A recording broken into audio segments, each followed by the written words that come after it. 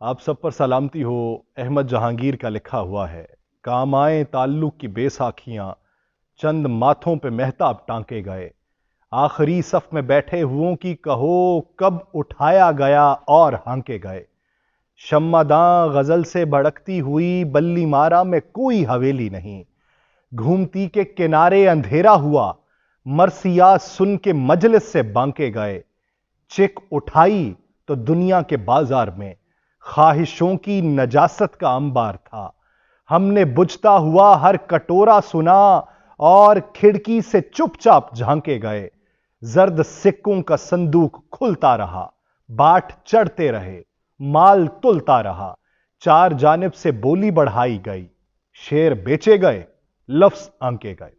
ناظرین، میں ہوں یاسر رشید اور آپ میرا ویلاگ دیکھ رہے ہیں۔ ناظرین، ایک بچھو تھا اور اس کو دریا کے پار جانا تھا، لیکن دریا کے کنارے بیٹھا انتظار کرتا رہا، تمام وسائل بروئے کار لانے کی کوشش بھی کرتا رہا، حربے آزماتا رہا، مگر کارگر ثابت نہ ہوئے۔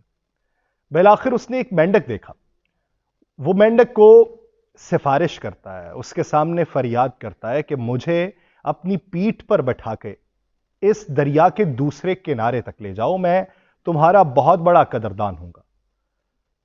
وہ مینڈک ہچکچاتا ہے، وہ کہتا ہے کہ تم میری پیٹھ پہ بیٹھو گے تو مجھے ڈنک مارو گے، میں مر جاؤں گا۔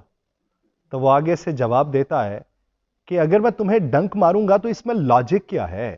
ڈنک ماروں گا تم مر جاؤ گے، میں بھی تو ڈوب جاؤں گا۔ تو اسی وجہ سے مینڈک اسے اپنی پیٹھ پہ بٹھا کے دریا کے کنارے پہنچانے کا عہد کر لیتا ہے، پیٹھ پہ بٹھاتا ہے۔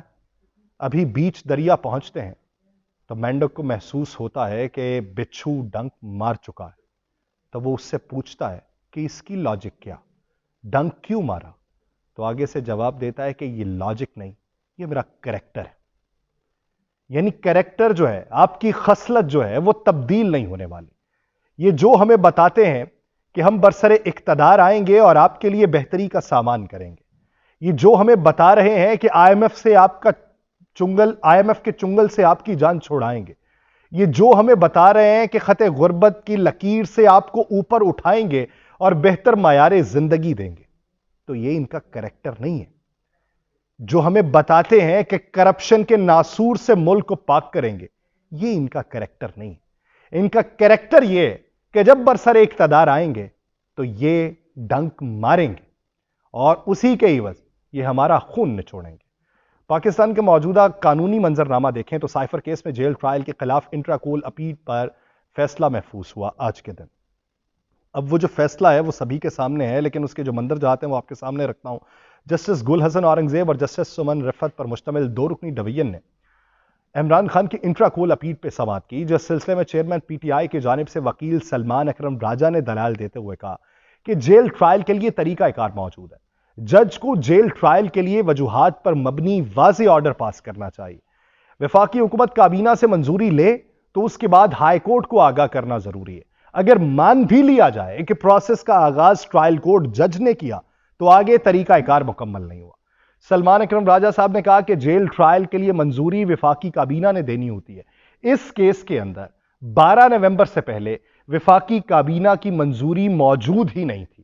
جج کو جیل ٹرائل سے متعلق جوڈیشل آرڈر پاس کرنا چاہیے، جوڈیشل آرڈر میں فائنڈنگز بھی دینی چاہیے۔ ابھی تک ایسا کوئی آرڈر موجود نہیں ہے۔ یہ اس کیس میں سب سے بنیادی غیر قانونی اقدام ہے۔ یہ آج بحث و مباحثہ ہوا ہے۔ ان کے وکیل کی جانب سے یہ بھی کہا گیا، خان صاحب کے وکیل کی جانب سے، کہ اب وفاقی کابینہ نے منظوری تو دیتی ہے لیکن بنیادی جوڈیشل آرڈر موجود ہی نہیں ہے۔ مان بھی لیا جائے کہ وفاقی کابینہ کی منظوری ہو گئی تو اس سے پہلے کی جو کارروائی تھی وہ غیر قانونی۔ اب اس منظرنامے میں جو فیصلہ ہوا وہ فیصلہ آپ کے سامنے ہی ہے، کیونکہ دلائل مکمل ہونے پہ اپیل پہ فیصلہ محفوظ کر لیا گیا۔ اب جو اس کے پیچھے منطق ہے وہ منطق آپ کے سامنے آ چکی ہے۔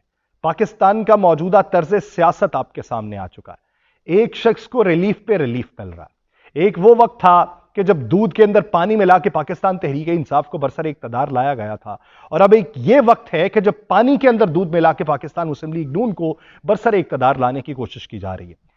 کیا میں ایک عام پاکستانی، میں یہ کہنے کا بھی حق نہیں رکھتا کہ نظام کے اندر بہتری چاہیے. میں بھی پاکستان ہوں, میں بھی پاکستانی ہوں. ہر کوئی پاکستانی اپنے دل کے اندر نظام میں بہتری کی خواہش رکھتا ہے. میں بھی ہوں کہ کل کو کسی اور ملک میں جاؤں تو اپنے ملک کا حوالہ دے سکوں اور اچھے انداز میں دے سکوں, انہیں جا کے بتا سکوں کہ تمہارے ملک کا یہ جو نظام ہے اس سے بہتر میرے ملک کا نظام ہے. ہم پاتال کی اس گہرائیوں سے نکلے ہیں اور ہم نے اوج پایا, لیکن یہاں پہ آ کے ذاتی زندگی کے اوپر تبصرے ہونے لگتے ہیں. یہاں پہ آ کے انٹرویوز ایسے کروائے جاتے ہیں کہ جس سے بتایا جائے کہ یہ تذلیل کی جا رہی ہے, یہ مقام اسفل سے نیچے رہنے والا ہے. وہ ایک میراثی تھا, میراثی کے پاس چوبدار آ گیا, میراثی کو آ کے کہنے لگا کہ خان صاحب جنگ لگ گئی ہے اور جنگ کے لیے آپ کے بیٹے کی خدمات درکار ہیں, کیونکہ ہم ہر گاؤں کے اندر سے رضاکار لے رہے ہیں, تو جنگ جو لگی ہوئی ہے وہ بہت طاقتور ہے, تو آپ اپنے بیٹے کو بھیج دیجئے تاکہ وہ جنگ کا حصہ بنے.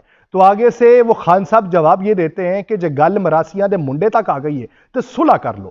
اب ایسی صورتحال کے اندر اگر بات ایسے ہی انٹرویوز تک آ چکی ہے تو صلح کر لینا ہی بہتر ہے. جیل میں بیٹھے ہوئے نے یہ کہا ہے کہ یہ میری تذلیل نہیں کر رہے, یہ اپنی اوقات دکھا رہے ہیں. یہ میرے الفاظ نہیں ہیں, یہ خان صاحب کے الفاظ ہیں جو جیل سے انہوں نے کہے. اور انہوں نے اپنے وکیل شیر افضل مروت کی زبانی یہ بھی پیغام پہنچایا ہے کہ خاور مانیکا صاحب جو بیان دے رہے ہیں وہ سچائی کے اوپر مبنی نہیں ہے.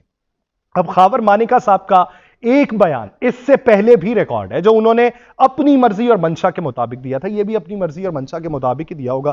ظاہری بات ہے کہ میرے منہ سے اگر الفاظ ادا آ رہے ہوں تو کرنے تو میں نہیں ہے نا. اب میرے پیچھے پریشر کیا ہے, میرے اوپر کس حد تک ذہنی اذیت کو مبتلا کیا گیا ہے, یہ میں جانتا ہوں یا کوئی اور جانتا ہے جس نے کی ہوگی.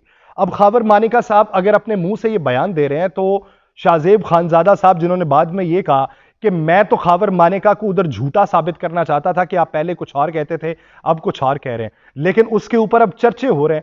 تو پارلیمنٹ سے بازار حسن تک کی اگر کتاب پڑھیں تو اس کے اندر ایسی, یہ تو بہت معمولی سی بات ہے, آپ کو ایسی ایسی کہانیاں سننے کو اور دیکھنے کو ملیں گی, پڑھنے کو ملیں گی کہ آپ کے رونگٹے جو ہیں وہ کھڑے ہو جائیں کہ بھائی پاکستانی سیاست میں کیا چلتا رہا. لیکن یہاں پہ آ کے کسی دوسرے کی تذلیل کی جا رہی ہے. دوسرے کی تذلیل کو چھوڑ کے آپ یہ بتائیے کہ ہم آئے تو آئی ایم ایف سے جان کیسے چھوڑائیں گے, آپ یہ بتائیے کہ ہم آئے تو توانائی کے منصوبے کیسے لگائیں گے, ہم آئے تو گیس کی قیمتوں میں کمی واقع کیسے ہوگی, ہم آئے تو روزگار کے مواقع کیسے فراہم کیے جائیں گے, ہم آئے تو سرمایہ کار کو تحفظ کس طریقے سے دیا جائے گا, ہم آئے تو بیرونی سرمایہ کاری پاکستان میں کس طریقے سے لائی جائے گی, ہم آئے تو جو غیر قانونی بھرتیاں ہیں اس کے خاتمے کے لیے کیا اقدام کیے جائیں گے, ہم آئے تو پاکستان میں بہتری کا منظرنامہ کس طریقے سے روشن کیا جائے گا, ہم آئے تو پر کیپٹا انکم میں کس طریقے سے اضافہ کیا جائے گا, ہم آئے تو خط غربت سے نیچے زندگی گزارنے والوں کے مسائل کس طریقے سے حل کیے جائیں گے, ہم آئے تو ماضی کی خطاؤں پہ پردہ ڈال کے مستقبل میں بہتری کا منظرنامہ کیسے روشن کیا جائے گا. یہ پلان موجود نہیں ہے. پلان موجود ہے, اس کو توڑ لو, اس کا انٹرویو کروا لو, اس کو اپنے ساتھ میں لا لو, اس کی تذلیل کر لو, سارے بدلے لے لو, لینے ہیں بدلے لیں, لیکن یہ یاد رکھیے کہ آپ یہ بدلہ کسی ایک پارٹی کے چیئرمین سے نہیں لے رہے, اپنے ایک مخالف سے نہیں لے رہے, آپ یہ بدلہ 25 کروڑ عوام سے لے رہے ہیں جو ہر بار آپ پہ اندھا اعتماد کرتی ہے اور اندھا اعتماد کر کے آپ کو برسر اقتدار لا کے بٹھاتی ہے.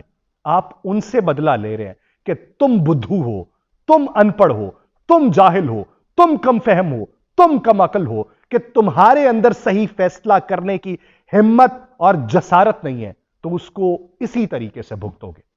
بھگت رہے ہیں, جانے کب تک بھگتتے رہیں گے. مجھے دیجیے اجازت, اللہ نے کے بعد.